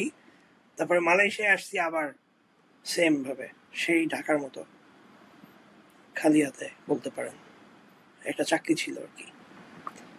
তো বেশ এক্সাইটমেন্ট নিয়ে আসছিলাম এখানে, এখনো আসি, দেখা যাক কি হয়। আহ, বাচ্চার অ্যাডজাস্ট করতে সমস্যা হয়েছে কি মালয়েশিয়াতে? আহ, আসলে কি মানে ভালো হয়েছে এখানে আসার পরে ওদের জন্য। যেমন ধরেন আমি তো 2021-এর শেষের দিকে হচ্ছে আমার বাচ্চা হয়। তো আমি ওদেরকে নিয়ে যখন ঘুরতে যাইতাম, আমি একটা জায়গায় যাইতাম, কারণ আমি থাকতাম হচ্ছে ওই গুলশান বাড্ডা লিংক রোডের ওইদিকে। তো আমি যাইতাম হচ্ছে হাতির ঝিলে, আর কোনো জায়গা খুঁজে পেতাম না। বিকালে একটু হাঁটতে নিয়ে বের হবো যে। কিন্তু এখানে ধরেন আমি তো কন্ডোমিনিয়ামে থাকি এখন, বা আশেপাশে 5 মিনিটস ওয়াকিং ডিস্টেন্সের মধ্যে পার্ক আছে, বড় বড় পার্ক, সবাই খেলতে পারে, বাচ্চারা খেলতে পারে। তারপর হচ্ছে বড়দের জন্য খেলার জায়গা আছে, বাস্কেটবল কোর্ট আছে, এরকম অনেক কিছু। তো ওদের জন্য এই ভালো হয়েছে। পার্ক পার্কগুলো দেখে ভাই আমার একবার মনে হয়েছিল যে মালয়েশিয়া চলে যায় পার্মানেন্টলি। আমার হ্যাঁ, মেয়েটাকে নিয়ে হাঁটতেছিলাম কেএলসিসি পার্কের ভিতর দিয়ে, হঠাৎ করে দেখি যে বাচ্চাদের খেলার জায়গা। আমি সুন্দর বললাম না যে আরে, অনেক। হুম হ্যাঁ, এবং ওরা খুবই ওয়েলকামিং, মানে আমরা যে টুরিস্ট, হুম ওরা হুম। মানে ওইটা নিয়ে খুব বদার্ডই না, ওরা আমার না, মেয়েকে খেলায় নিল, একসাথে খেলতেছে। আহ, আমার খুবই ভালো লাগছে। মানে ওভারঅল ওদের ডিমিনার খুবই ভালো লাগছে আমাদের, আমার মালয়েশিয়ানদের। খুবই খুবই আহ, এনজয় করে, হ্যাঁ, বাচ্চারা। আরেকটা ভাই একটু কন্ট্রোভার্সিয়াল জিনিস জিজ্ঞেস করি, সেটা হচ্ছে যে হুম, আমি অনেকের কাছে শুনছি যে মালয়েশিয়া নাকি বাংলাদেশিদেরকে মাঝে মাঝে হালকা একটু রেসিজম করতে হয়, সহ্য করতে হুম, হয়। করতে হয়। তো এটা কি আসলেই মানে আসলে সত্যি মানে? এটা হচ্ছে মানে আমাদের যে করতে হয় তার জন্য আমাদেরই দোষ। তবে কেন হয় এটাতে আবার দুইটা দিকই বুঝতে হবে। আমার একটা এখানে আহ, চিন্তা কাজ করে যে কেন এটা হইল। সেটা হচ্ছে, ধরেন মালয়েশিয়াতে বাংলাদেশিরা যেসব কাজ করে, মানে এক্সেপ্ট প্রফেশনাল ওয়ার্কার, যারা হচ্ছে নর্মাল ওয়ার্কার, শ্রমিক যারা, এরা যারা যেসব কাজ করে এই কাজগুলো কিন্তু লোকালরা করে না দেখে বাংলাদেশিদের আনা বা ইন্ডিয়ানদের আনা হয়েছে, বা ধরেন পাকিস্তানিদের। তো এখন সমস্যা হচ্ছে, যেহেতু ওই ধরনের কাজ করতে হয়, তো ড্রেস কোড তো এক হবে না, অনেক নোংরা থাকবে। তারপরে হচ্ছে আপনার শ্রমিকদের পোশাক যেমন হয়, সারাদিন কাজ করে আসছে, অনেক টায়ার্ড। দ্বিতীয় কথা হচ্ছে আপনার প্রাইভেট ট্রান্সপোর্ট তো খুবই কস্টলি, আপনিও জানেন, আসছিলেন এখানে। তো সবাই হ্যাঁ, ট্রেন প্রেফার করে। তো যখন বাঙালি বা ইন্ডিয়ান বা আমরা যারা উঠি, তখন দেখছি আমি তো ট্রেনে যাওয়া আসা করি অফিসে, যে অনেক জোরে জোরে মোবাইলে কথা বলে। তারপরে ধরেন যে পোশাক আশাক অত দেখতে ভালো লাগে না, যে কারণে দেখতে অপছন্দ করে, যে আরে বাংলাদেশি কেমন দেখা যাচ্ছে, মানাইতেছে না, মানে এই ট্রেনের সাথে যায় না, কাইন্ড অফ এরকম। তো এখানে আমাদেরও কিছু করার নাই, আর ওদেরও খারাপ লাগবে স্বাভাবিক। এটা হচ্ছে আমার চিন্তা থেকে বলতেছি। দ্বিতীয়ত যেটা, সেটা হচ্ছে আমরা আসলে অনেক কেয়াওস পছন্দ করি। যেমন আহ, অনেক জোরে জোরে কথা বলি। বা আরেকটা বিষয় হচ্ছে, আপনি জানেন কিনা জানি না, মালয়েশিয়া বা সৌদি আরবে যারা যায়, এখানে আমাদের সরকারিভাবে একটা প্রোগ্রাম আছে, বিএমইটি কার্ড বলে এটা, বাংলাদেশ হ্যাঁ, man power kind of training system. এটার কাজ কি আসলে? এটার কাজ হচ্ছে মানে এইসব ম্যানার শেখানো, তাই না? ধরেন যে একটা কার্ড দিব তখনই যখন তুমি হচ্ছে 100% ওই ম্যানার বা ওই পরিবেশের সাথে মিলে যেতে পারবা, তখন তোমাকে কার্ড দিব, তুমি ইলিজেবল এই দেশে যাওয়ার জন্য। কিন্তু আমার মনে হয় যে আমরা কি আসলে কার্ডটা ওইভাবে পাই, নাকি টাকা দিয়ে পাই? মানে বিএমইটি আমার তো মানে আমার পরিচিত বেশ কয়েকজনকে আমি নিতে দেখছি, জাস্ট অফিসে 2-3 দিন ঘুরতে হয়, হুম, সময় দিতে হয়, সময় নষ্ট, টাকা নষ্ট, লাস্টে হুম, গিয়ে হচ্ছে একটা কার্ড দিয়ে দেয়। মানে আমরা জানি না যে এটা কাজ কি। এক্স্যাক্টলি, কিন্তু বেশিরভাগ লোকই জানে না। হুম, না, ইনফ্যাক্ট আমার পরিচিত যারা কার্ড নিছে ওরাও জানে না যে এই কার্ডটা কেন দিছে বা এই কার্ডটা দিয়ে কি হয়। এইটাই আমার কাছে মনে হয় যে আমাদের যেসব ভাইয়েরা এখানে খেটে খাওয়া মানুষ আসে, এরা খুবই ডিসেন্ট, মানে কষ্ট করে, অনেক আ- কষ্ট করে কাজ করে, কিন্তু আমার এই ভাই জিনিসগুলো। এক্সপিরিয়েন্স কিন্তু দুই দিক থেকেই ভালো। আমি যে মালয়েশিয়া গেছিলাম, আমি প্রায় 21 দিনের মতো ছিলাম। আমি আহ, এমন কোনো মালয়েশিয়ান পাই নাই, ইভেন ধরেন ভূমিপুত্র যারা, হুম, তারপরে হচ্ছে চাইনিজ যারা, আমি এমন কোনো মালয়েশিয়ান পাই নাই যাকে দেখে মনে হয়েছে যে সে আমার সাথে কোনো ডিফারেন্ট বিহেভিয়ার করতেছে বা করতেছে। প্লাস আমি যে বাংলাদেশিদের যাদের সাথে কথা বলছি, আহ, আমার কাছে খুবই ভালো মনে হয়েছে। কষ্ট পাইছি হচ্ছে একজন ভাই আছে, উনি আমাকে ট্রেনের মধ্যে বলতেছে যে আপনি একটা কাজ করেন, আপনি এই হুম, একটা এলএলএম পিচ করতেছিল, সরি এলএলএম বলতেছি, এমএলএম। মাল্টি তো আমি লেভেল বলছি মার্কেটিং। ভাই, হ্যাঁ এটা মনে হয় ওখানে খুব কমন। আমি ওনাকে সুন্দর করে বুঝাইলাম যে ভাই দেখেন, আপনি টাকা পয়সা নষ্ট করেন না এভাবে, এত কষ্ট করে খাটাখাটনি করে টাকা পয়সা কামাই করতেছেন, আপনার এই টাকাটা টোটালি নষ্ট হবে। উনি বুঝছে কি না আমি জানি না, কিন্তু বুঝবে না। ট্রেন থেকে না ট্রেন থেকে নামার পরে আরেকজন ভাই আমাকে পিছন থেকে, ভাই ভাই ভাই শুনেন শুনেন শুনেন, কি উনি যেটা বলছে ওটা কিন্তু শুনেন না। হ্যাঁ উনি মানে আমাকে এসে বলতেছে যে উনি আপনাকে যেটা বলছে ওটা করেন না, কিন্তু টাকা পয়সা সব শেষ হয়ে যাবে। আমি বলি, ভাই আমি জানি, সমস্যা নাই, আপনি ইয়ে করেন। বাট এই যে আমার জিনিসটা খুব ভালো লাগছে, ওনার কিন্তু আসলে আমাকে সাবধান করার দরকার নাই। দরকার আমি নেই। মোটামুটি শিওর যে ওনার সামনে অন্য কেউ পড়লে তাদেরকেও সাবধান করবে। এই জিনিসটা আমার কাছে খুবই ভালো লাগছে। মানে যে কজন বাঙালির সাথে আমি মিশছি, কথা বলছি, প্লাস যে কজন মালয়েশিয়ানদের সাথে কথা বলছি, আমার কাছে বেশ ভালো লাগছে। বাট আপনি যেহেতু আছেন, আপনি ভালো বলতে পারবেন হুম, এটা। এটাই আমরা এরকম কখনো ফেস করি নাই, মানে এরকম রেসিজম। তবে ধরেন যে আমরা হচ্ছে, আমি মালয়েশিয়ায় 2 বছর আসছি, তো 3টা রমজান পেয়েছি আর কি মালয়েশিয়াতে। তার মধ্যে ফ্যামিলি সহ 2 বার। তো আমরা মসজিদে নামাজ পড়ি আর কি। এখানে হচ্ছে মেয়েদের প্রতিটা মসজিদে আলাদা নামাজের ব্যবস্থা আছে। তো আমার বাচ্চা যায়, অনেক খেলাধুলা করে, চিল্লাচিল্লি করে, আমিও নামাজ পড়ি। আমাদের সাথে এরকম কখনো কিছু হয় নাই। যাক, খুব আলহামদুলিল্লাহ। খুব কম। ওই কিছু স্পেসিফিক কারণে হয়, যেটা আমার ওই যে বললাম আর কি, এই কারণে হতে পারে। হ্যাঁ, আরেকটা জিনিস আমার মনে হয় কি ভাই, যে ধরেন যে জিনিসটা আমি আমি করতে আনকমফোর্টেবল, ধরেন আমি আমার ফ্লোর প্রতিদিন মুছতে আনকমফোর্টেবল, যে এই কাজটা করে দিচ্ছে তার প্রতি আমার বাই ডিফল্ট একটা একটা রেসপেক্ট চলে আসা দরকার, যে ভাই আমি এটা করতে পারতেছি না দেখেই আপনি করতেছেন। তো আহ, আমার কাছে যেটা মনে হয়েছে আর কি, আমি জানি না এটা ওইখানকার লোকজন আসলে কিভাবে ইয়ে করে, বাট আমার কাছে যেটা মনে হয়েছে যে লিস্ট আমি যাদেরকে মানে যাদের কাছ থেকে এই ধরনের হেল্প নেই তাদের প্রতি আমার একটা অন্যরকম একটা রেসপেক্ট কাজ করে, যে ভাই আমি হুম। এটা করতে পারতেছি না, আমার কাছে করতে আনকমফোর্টেবল লাগতেছে, সেই কারণে এই লোকটা করতেছে, যেটা আমি পারতেছি না সেইটা এই লোক করতেছে। এমন না যে ধরেন আমি পারবো না, হয়তো পারবো, কিন্তু ওই যে ডিসকমফোর্টের ব্যাপার, তারপরে সে আমার সময় বাঁচায় দিচ্ছে, তো আমি তাকে হুম। বরং অনেক বেশি সম্মান করব। হুম। আহ, হ্যাঁ, অবশ্যই অবশ্যই। আসলে এটাই তো করা উচিত। সবার আসলে মেন্টালিটি এক না। আর এই দেশের মানুষরা হচ্ছে প্রচুর ব্যস্ত।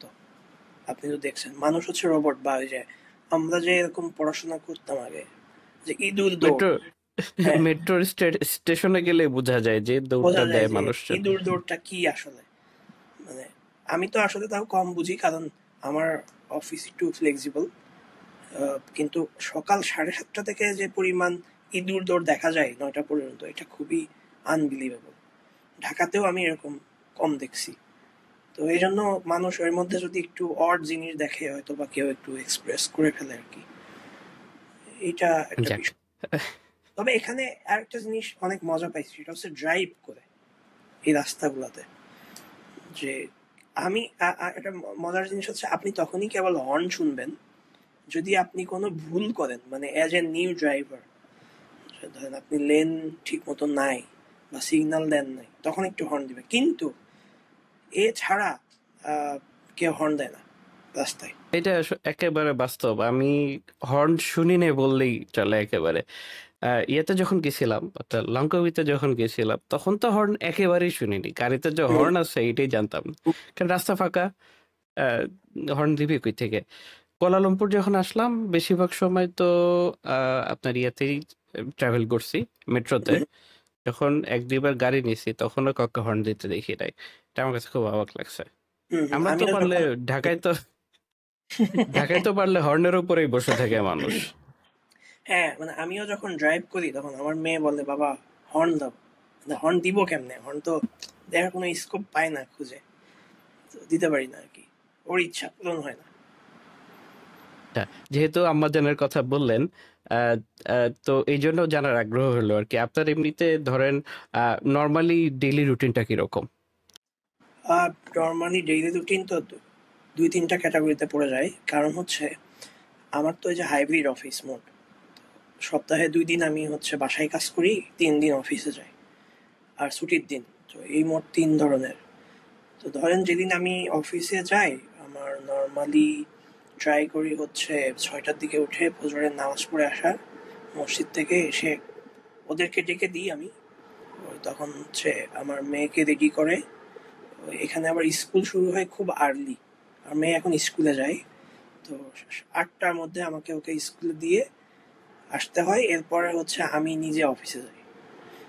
আর যেদিন আমার বাসায় অফিস থাকে সেদিন ধরেন আহ, অফিসের জন্য ওকে স্কুলে দিয়ে এসে দেন একটু যদি ঘুম পাই, ঘুমাই যায়, তারপরে উঠে অফিস করি আবার 10টা থেকে।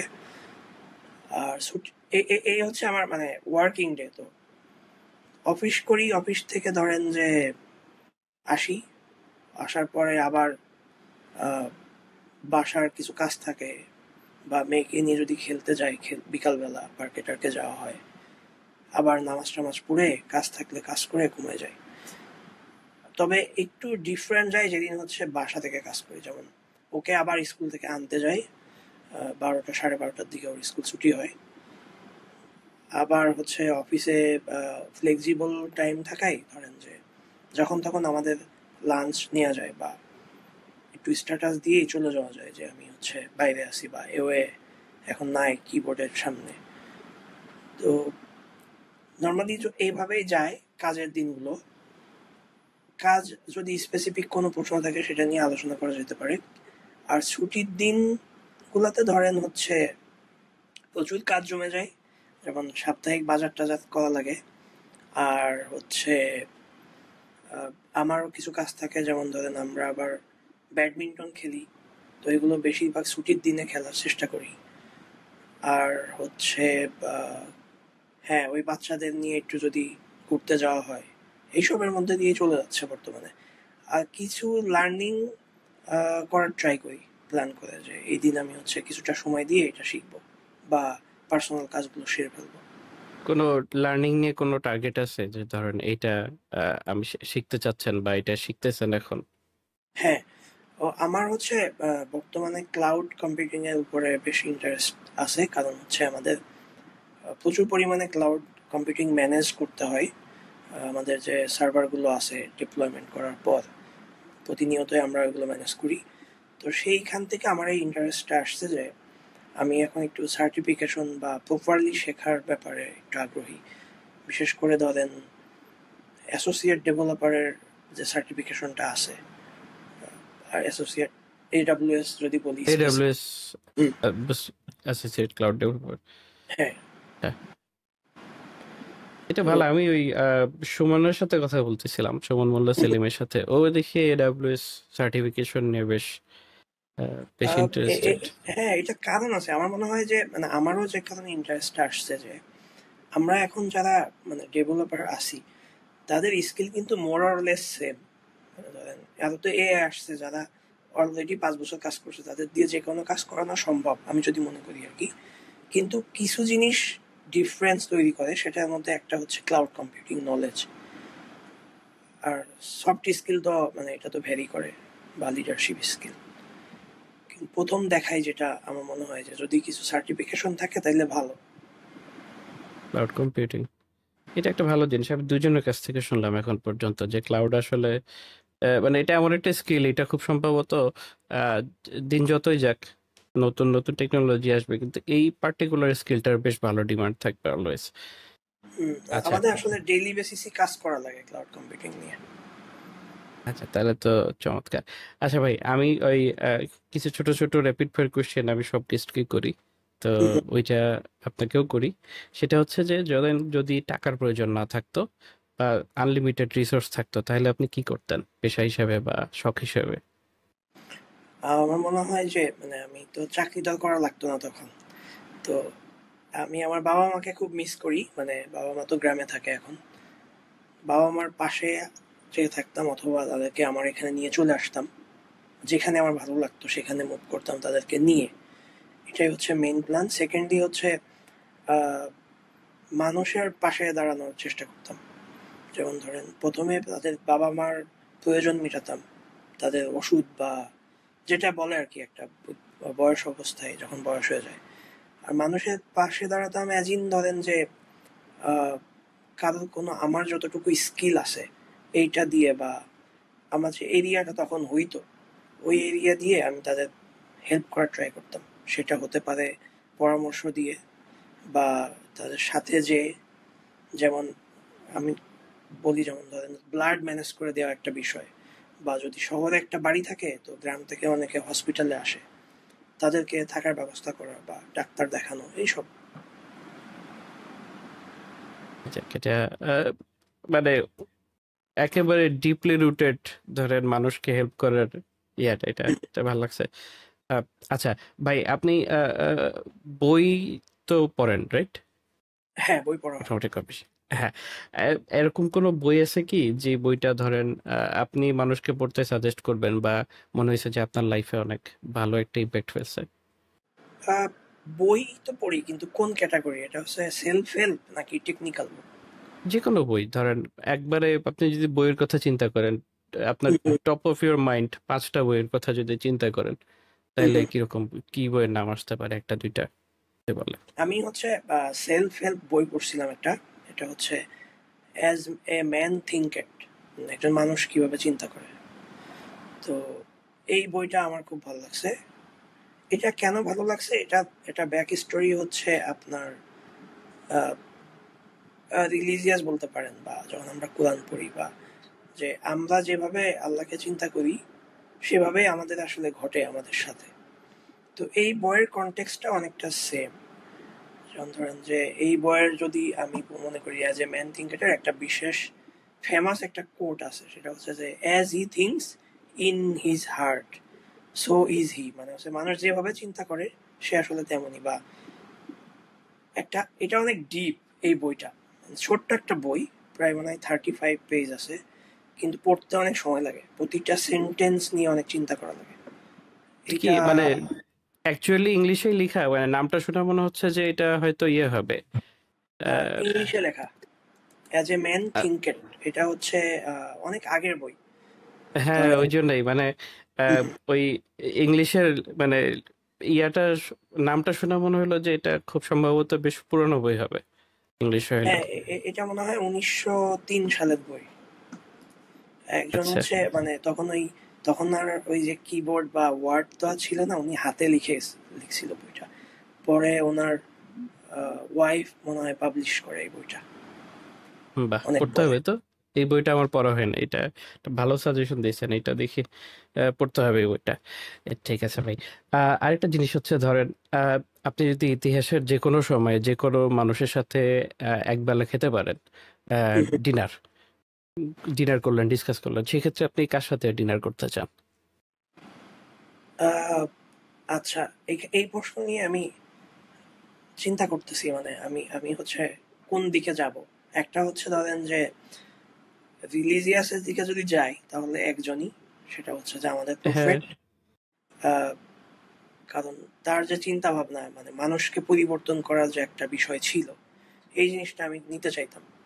যে আধা ঘন্টা 20 মিনিট যদি তার সাথে ডিনার করতে পারতাম, তাহলে বোধ হয় লাইফটাই চেঞ্জ হয়ে যেত অবভিয়াসলি। আমাদের প্রফেট সাল্লাল্লাহু আলাইহি ওয়াসাল্লাম। আর যদি সেকেন্ড কাউকে নিতে চাই তাহলে হয়তো বা আপনার আমাদের বিখ্যাত স্টিভ জবস, কারণ যেহেতু আমার কেরিয়ারের সাথে এটা যায়, এবং উনিও বেশ জীবন ধরন নিয়ে কথা বলতো আর কি, দর্শন নিয়ে। তো দুইজন বলবো এখানে আমি। ঠিক আছে। আহ একটা প্রশ্ন, সেটা হচ্ছে যে ধরেন আপনি যদি টাইম মেশিন পান একটা, এবং আপনি আপনার যে কোনো বছর, মানে আপনার জীবনের যে কোনো টাইমে যেতে পারেন অতীতের, সেক্ষেত্রে আপনি কোন টাইমে যেতেন এবং ওই টাইমের আপনার ওই সেলফকে কি বলতেন? তাহলে আমি যেতাম বোধ হয় যখন আমি আমার ইন্টার্নশিপটা পাই 2017-তে, এবং আমি বলতাম যে মানে সুযোগ যেহেতু পাইছি তখন আরো ভালো করে শিখতাম। ধরেন যেগুলো শিখছি বা এই পর্যন্ত আসছি, কিন্তু কিছুটা ফাঁকি দিয়ে দিয়ে শিখছি, নিজেকে ফাঁকি দিছি, নিজেকে আর ফাঁকি দিতাম না আর কি, সময়টা আরো ভালোভাবে কাজে লাগাতাম। আচ্ছা ভাই, আমরা একেবারে শেষে চলে আসছি আমাদের পডকাস্টের। আপনি আমাদের যারা অডিয়েন্স শুনতেছে, স্পেশালি যারা ধরেন আহ, আপনার লাইফ থেকে কোনো একটা শিক্ষা নিবে, নিয়ে কোনো এখান থেকে ভালো কিছু ইয়ে করতে পারবে, তাদের উদ্দেশ্যে আপনি কিছু বলতে চান কি? আমার কাছে মনে হয় যে মানে যদি টু বি স্পেসিফিক বলা হয়, যে মানুষ তো আসলে জীবনে কিছু হইতে চায় আর কি, কিন্তু দেখা যায় যে অনেক ডিমোটিভেট হয়ে যায়। আমার কাছে মনে হয় ডিমোটিভেট না হয়ে মানে যদি আমরা লেগে থাকি তাহলে খুব ভালো হবে। আর স্পেশালি যারা যে এখন প্রোগ্রামার হইতে চায়, তারাও যদি এরকম লেগে থাকে এবং যেটা ভুল একটা করে, যে সলিউশনটা না খুঁজে যদি প্রবলেমটা আগে বুঝতে পারে, কনটেক্সটটা যদি আগে বুঝতে পারে, এই দিকে খেয়াল রাখা আর কি। তো দুইটা জিনিস এক লাইনে ওকে। বললাম আর কি। আচ্ছা, আমরা একেবারে শেষে চলে আসছি আমাদের পডকাস্টের। আপনারা যদি মেহের ভাইয়ের জীবনের কাহিনী আপনাদের ভালো লাগে, আপনারা এই ভিডিওতে একটা লাইক দিবেন, নিচে কমেন্ট করে জানাবেন যে কেমন লাগলো ওনার লাইফের স্টোরি। আপনাদের যদি কোনো স্টোরি সাজেশন থাকে বা আপনি যদি নিজে আসতে চান পডকাস্টে, অবশ্যই কমেন্ট করে জানাবেন।